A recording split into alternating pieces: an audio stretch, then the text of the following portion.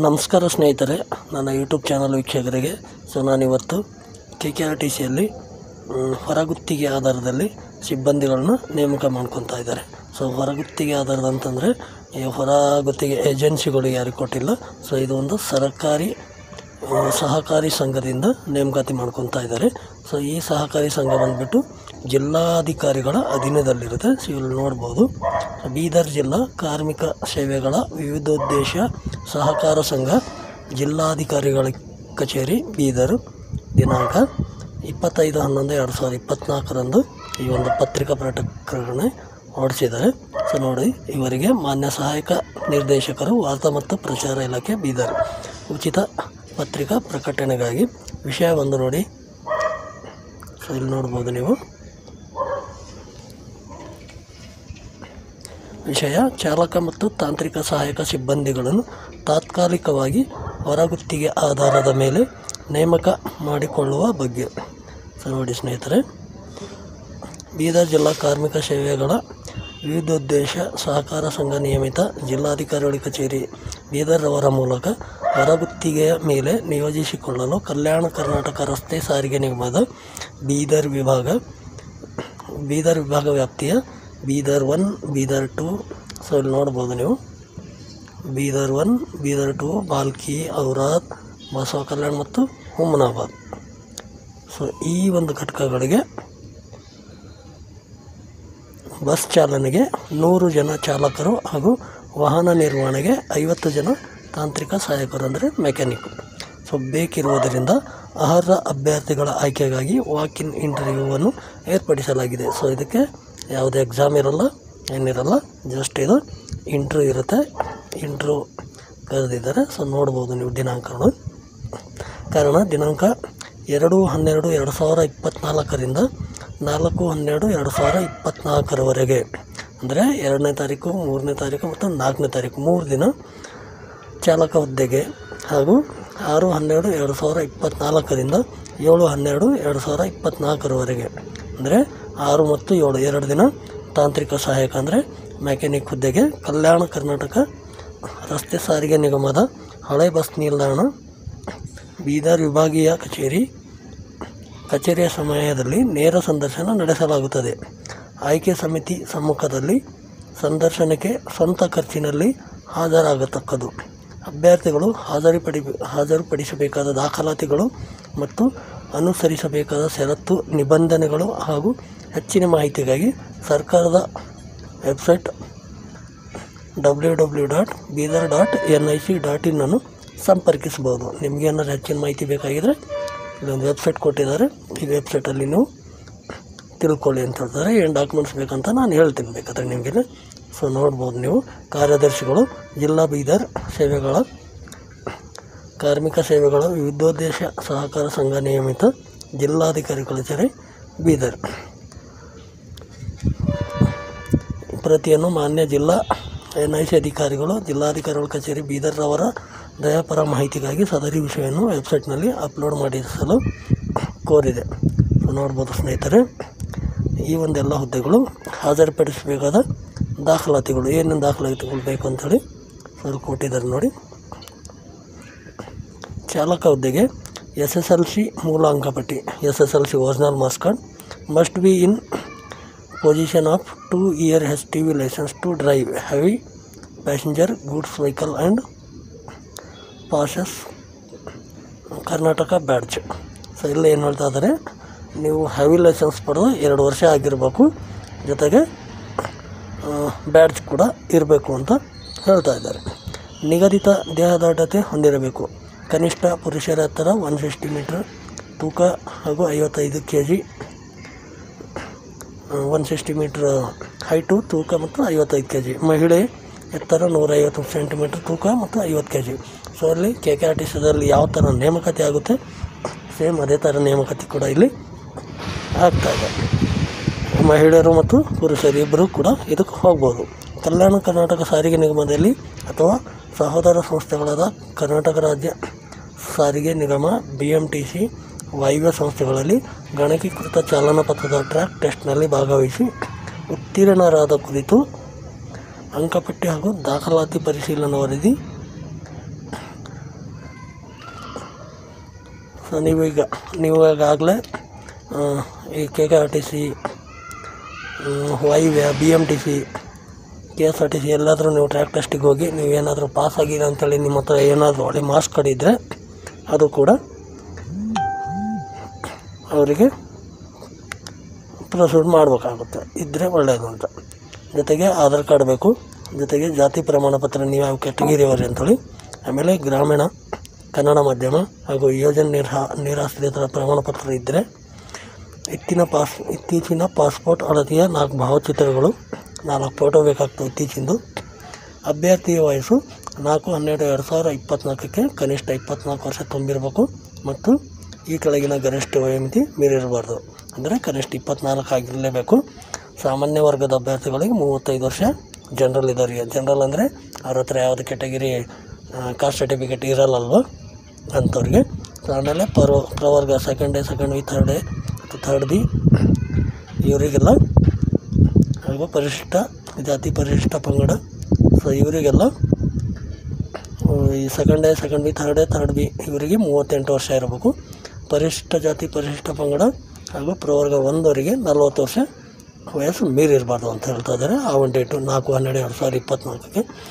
ತಾಂತ್ರಿಕ ಸಹಾಯಕ ಹುದ್ದೆಗೆ ಏನು ದಾಖಲಾತಿ ಬೇಕಂದರೆ SSLC ಮಾರ್ಕ್ಸ್ ಕಾರ್ಡು, ಆಮೇಲೆ ನೀವು ITI, ITC, NSC ಪಾಸಾಗಿದ್ದು ಸರ್ಟಿಫಿಕೇಟ್ ಬೇಕು.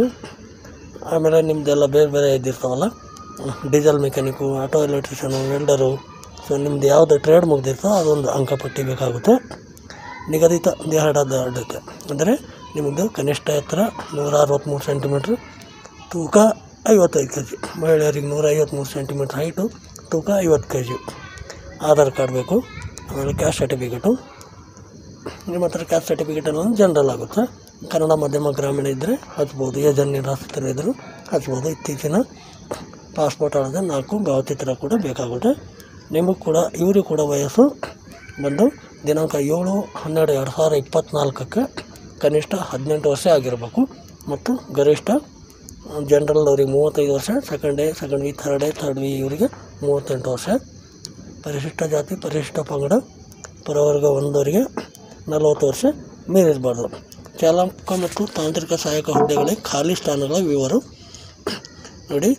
ಬೀದರ್ 1 ಡಿಪೋಲ್ಲಿ 20 ಜನ ಡ್ರೈವರ್ ಬೇಕು, 15 ಜನ ಮೆಕ್ಯಾನಿಕ್ ಬೇಕು. ಬೀದರ್ 2 ಡಿಪೋಲ್ಲಿ 20 ಜನ ಡ್ರೈವರ್ ಬೇಕು, ಮೆಕ್ಯಾನಿಕ್ ಬೇಡ. ಹುಮನಾಬಾದಲ್ಲಿ 10 ಜನ ಡ್ರೈವರ್ ಬೇಕು, ಮೆಕ್ಯಾನಿಕ್ ಬೇಡ. ಬಸವ ಕಲ್ಯಾಣಲ್ಲಿ 20 ಜನ ಡ್ರೈವರ್ ಬೇಕು, ಮೆಕ್ಯಾನಿಕ್ ಬೇಡ. ಬಾಲ್ಕಿಯಲ್ಲಿ 20 ಜನ ಡ್ರೈವರು, 15 ಜನ ಮೆಕ್ಯಾನಿಕ್ ಬೇಕು. ಔರಾದ್ನಾಗ 10 ಜನ ಡ್ರೈವರು, 20 ಜನ ಮೆಕ್ಯಾನಿಕ್ ಬೇಕು. ಒಟ್ಟು 100 ಜನ ಡ್ರೈವರು, 50 ಜನ ಮೆಕ್ಯಾನಿಕ್ ಹುದ್ದೆಗಳು ಖಾಲಿ ಇದ್ದಾವೆ. ಸೊ ನೀವು ನೋಡ್ಬೋದು, ಇಲ್ಲಿ ಸೀಲು, ಸಿಗ್ನೇಚರ್ ಎಲ್ಲ ಡೀಟೇಲಾಗಿ ಕೊಟ್ಟಿದ್ದಾರೆ. ಸೊ ಗೌರ್ಮೆಂಟ್ ಯಾವ ಥರ ನೇಮಕಾತಿ ಆಗುತ್ತೆ ಸೇಮ್ ಅದೇ ಥರ ನೇಮಕಾತಿ ಆಗ್ತಾಯಿದೆ ಸ್ನೇಹಿತರೆ. ನೋಡಿ ಈ ಥರ ಷರತ್ತುಗಳು.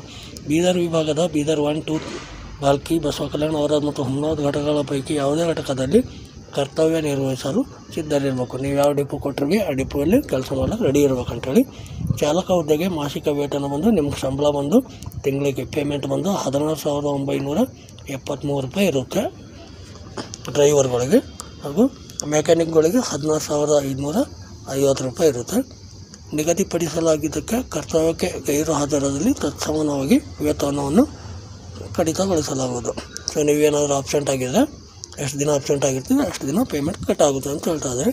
ಚಾಲಕ ಹುದ್ದೆಗಾಗಿ 2020ನೇ ಸಾಲಿನಿಂದ ಈಚೆಗೆ ಚಾಲನಾ ಪಥದ ಟ್ರೇಡ್ ಟೆಸ್ಟ್ನಲ್ಲಿ ಉತ್ತೀರ್ಣರಾದ ಅಭ್ಯರ್ಥಿಗಳಿಗೆ ಆಯ್ಕೆಯಲ್ಲಿ ಮೊದಲ ಆದ್ಯತೆ ನೀಡಲಾಗುವುದು. ಸೊ ನೋಡಿ, ಇಲ್ಲಿ ಇಂಪಾರ್ಟೆಂಟ್ ಅಂದರೆ ಇಲ್ಲಿದೆ ನೋಡಿ,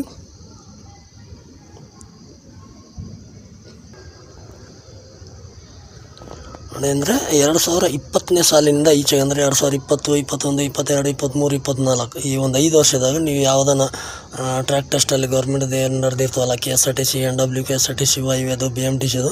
ಸೊ ಆ ಒಂದು ಟ್ರ್ಯಾಕ್ ಟೆಸ್ಟಲ್ಲಿ ನೀವು ನಾನು ಜಸ್ಟ್ ಪಾಸ್ ಆದೆ ಸರ್, ನನಗೆ 27 ನಂಬರ್ ಬಂತು, 28 ಬಂತು, 30 ಬಂತು, 38 ಬಂತು, 38ವರೆಗೆ ಬಂತು, ಈ ಥರ ಹೇಳಿರ್ತಿರಲ್ಲ. ಸೊ ಆ ಥರ ಯಾರು ಪಾಸ್ ಅಂತೇಳಿ ನಿಮ್ಮ ಹತ್ರ ಏನು ಸರ್ಟಿಫಿಕೇಟ್ ಇರುತ್ತೆ ಚಾಲನಾ ಪಥದಲ್ಲಿ, ಆ ಒಂದು ಸರ್ಟಿಫಿಕೇಟ್ ಯಾರ ಹತ್ರ ಇರ್ತದೋ ಅವ್ರಿಗೆ ಫಸ್ಟ್ ಆದ್ಯತೆ ಕೊಡ್ತೀವಿ ಅಂತ ಇವ್ರು ಹೇಳ್ತದೆ. ಅಂಥ ಅಭ್ಯರ್ಥಿಗಳು ಸಿಕ್ಕಿಲ್ಲ ಅಂದರೆ ಬೇರೊಬ್ರಿಗೆ ತೋತಾರೆ, ಅಂಥವ್ರು ಸಿಕ್ಕರೆ ಅವರಿಗೆ ತಗೊಳ್ತೀವಿ ಅಂತ ಇಲ್ಲಿ ತಿಳಿಸಿದ್ದಾರೆ. ಸದರಿ ಹೊರಗುತ್ತಿಗೆಯ ನಿಯೋಜನೆಯು 6 ತಿಂಗಳ ಅವಧಿಗೆ ಮಾತ್ರ ಇರುತ್ತದೆ. ಅವಶ್ಯಕತೆ ಎನಿಸಿದಲ್ಲಿ ಅವಧಿಯನ್ನು ವಿಸ್ತರಿಸಲು ಕ್ರಮ ಜರುಗಿಸಲಾಗುತ್ತದೆ. ಸೊ ಇದು ಒಂದು 6 ತಿಂಗಳದ ಒಂದು ಇದಿದೆ ಅಂತ ಹೇಳ್ತಾರೆ. ಸೊ ಅವಶ್ಯಕತೆ ಇದ್ದರೆ ಹೆಚ್ಚಿಗೂ ಮಾಡ್ಬೋದು ಅಂತ ಹೇಳ್ತಾ ಇದ್ದಾರೆ. ಯಾವುದೇ ವಿಷಯದ ಕುರಿತು ಗೊಂದಲ ಉಂಟಾದಲ್ಲಿ ನಿಗಮದ ನಿರ್ಣಯವೇ ಅಂತಿಮವಾಗಿರುತ್ತದೆ. ಸಂದರ್ಶನಕ್ಕೆ ಗೊತ್ತುಪಡಿಸಿದ ದಿನಾಂಕಗಳನ್ನು ಸಂದರ್ಶನಕ್ಕೆ ಹಾಜರಾಗುವ ಅಭ್ಯರ್ಥಿಗಳು ಆಯಾ ದಿನ ಮುಂಜಾನೆ 12 ಗಂಟೆಯ ಒಳಗಾಗಿ ಕಲ್ಯಾಣ ಕರ್ನಾಟಕ ರಸ್ತೆ ಸಾರಿಗೆ ನಿಗಮದ ವಿಭಾಗೀಯ ಕಚೇರಿ ಬೀದರ್ ತಮ್ಮ ಹೆಸರನ್ನು ನೋಂದಾಯಿಸಿಕೊಳ್ಳತಕ್ಕದ್ದು. ನಂತರ ಹಾಜರಾಗುವ ಅಭ್ಯರ್ಥಿಗಳ ಹೆಸರನ್ನು ನೋಂದಾಯಿಸಿಕೊಳ್ಳಲಾಗುವುದಿಲ್ಲ. ನೋಡಿ, ಆ ಒಂದು ಡೇಟ್ ಟೈಮ್ ಏನು ಹೇಳಿದರೆ ಅದರೊಳಗೆ ನಿಮ್ಮ ಹೆಸರು ಎಂಟ್ರಿ ಆಗಬೇಕು. ಆಮೇಲೆ ಬಂದವರಿಗೆ ಎಂಟ್ರಿ ಮಾಡ್ಕೊಳ್ಳಲ್ಲ ಅಂತ ಹೇಳ್ತಾರೆ. ಮುಂಚಿತವಾಗಿ ಹೆಸರುಗಳನ್ನು ನೋಂದಾಯಿಸಿಕೊಂಡವರಿಗೆ ಮಾತ್ರ ಸಂದರ್ಶನಕ್ಕೆ ಹಾಜರಾಗಲು ಅವಕಾಶ ಇರುತ್ತದೆ. ಸಂದರ್ಶನಕ್ಕೆ ಹಾಜರಾಗುವ ಅಭ್ಯರ್ಥಿಗಳು ಸಂದರ್ಶನದ ಸಮಯದಲ್ಲಿ ನಿಮ್ಮ ದಾಖಲಾತಿಗಳ 2 ಸೆಟ್ ಛಾಯಾಪ್ರತಿಗಳನ್ನು ಒದಗಿಸುವುದು. ಅಂದರೆ ನಿಮ್ದು ಏನು ಒರಿಜಿನಲ್ ಡಾಕ್ಯುಮೆಂಟ್ಸ್ಗಳೆಲ್ಲ ಇರ್ತಾವೆ ಅದರದ್ದು 2 ಸೆಟ್ ಜೆರಾಕ್ಸ್ ಕೂಡ ಬೇಕಂತ ಹೇಳ್ತಾ ಇದ್ದಾರೆ. ಈ ನೇಮಕಾತಿ ತಾತ್ಕಾಲಿಕವಿದ್ದು ಮೆರಿಟ್ ಆಧಾರದ ಮೇಲೆ ಪಾರದರ್ಶಕವಾಗಿ ಪ್ರಚಲಿತ ನಿಯಮಾವಳಿಗಳಂತೆ ಆಯ್ಕೆ ಪಟ್ಟಿ ಸಿದ್ಧಪಡಿಸಲಾಗುವುದು. ಕಾರಣ ಯಾವುದೇ ಆಮಿಷಕ್ಕೆ ಒಳಗಾಗಬಾರದೆಂದು ತಿಳಿಸಲಾಗಿದೆ.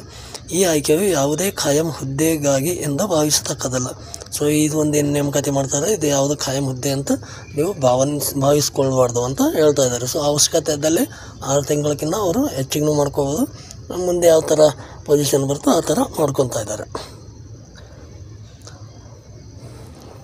ಸೊ ನೋಡ್ಬೋದು ಸ್ನೇಹಿತರೆ, ಈ ಒಂದು ಇದು ನೋಡಿದರೆ ಸರ್ಕಾರಿ ಸ್ವಾಮ್ಯದ ಅಧೀನದ ಒಳಗೆ ಇದೆ. ಸೊ ಬೀದರ್ ಜಿಲ್ಲಾಧಿಕಾರಿ ಒಂದು ಅಂಡದಾಗಿರುತ್ತೆ ಈ ಒಂದು ಸಂಘ ಸಂಸ್ಥೆ. ಸೊ ಅದರಿಂದ ಯಾರ್ಯಾರೆಲ್ಲ ಕೆಲಸ ಹುಡುಕ್ತಾ ಇದ್ದಾರೋ, ಸೊ ಬೀದರ್ ಡಿಸ್ಟಿಕ್ಟ್ ಅಕ್ಕಪಕ್ಕದವ್ರು ಇದ್ದವರು, ಸೊ ನೀವುಗಳೆಲ್ಲ ಈ ಒಂದು ಆಯ್ಕೆಯ ಒಂದು ಲಾಭನ ಪಡೆದುಕೊಳ್ಳಿ ಅಂತ ಹೇಳುತ್ತಾ, ಸೊ ನಿಮಗೇನಾದರೂ ಡೌಟ್ಸ್ಗಳಿದ್ದಾರೆ ಖಂಡಿತವಾಗ್ಲೂ ಕಮೆಂಟಲ್ಲಿ ಕೇಳ್ಬೋದು.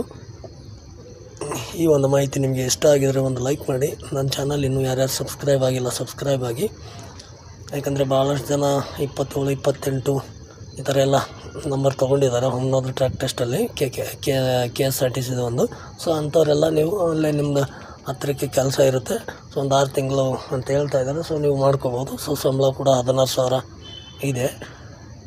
ಇದು ಜಿಲ್ಲಾಧಿಕಾರಿಗಳ ಒಂದು ಅಧೀನದಲ್ಲಿದೆ. ಸೊ ಅಲ್ಲಿ ಆಮೇಲೆ ಹೆಚ್ಚಿನ ಮಾಹಿತಿ ಏನಾದರೂ ಬೇಕಾದರೆ ನೀವು ಅಲ್ಲಿ ಇಂಟರ್ವ್ಯೂ ಹೋಗಿದಾಗೆ ಡೀಟೇಲ್ ಆಗಿ ಅಲ್ಲಿ ತಿಳ್ಕೊಬೋದು. ಇದ್ರದ್ದು ಬಗ್ಗೆ ನಮಗೆ ಹೆಚ್ಚಿನ ಮಾಹಿತಿ ಏನು ನಾವು ಇಲ್ಲಿ ಏನು ಕೊಟ್ಟಿದ್ದಾರೆ ಸೊ ಅದು ಮಾತ್ರ ನಾವು ಹೇಳಬಲ್ಲೆವು. ಮತ್ತು ಡೀಟೇಲ್ ಇನ್ನೂ ಆದಷ್ಟು ಆಮೇಲೆ ಕೆಲವೊಬ್ಬರು ಡೆಪಾಸಿಟ್ ಕಟ್ಟುವ ಅವು ಇವೆಲ್ಲ ಇದ್ವಲ್ಲ ಮುಂಚೆ, ಅಂಥವು ಏನೂ ಮಾಹಿತಿ ಇಲ್ಲ.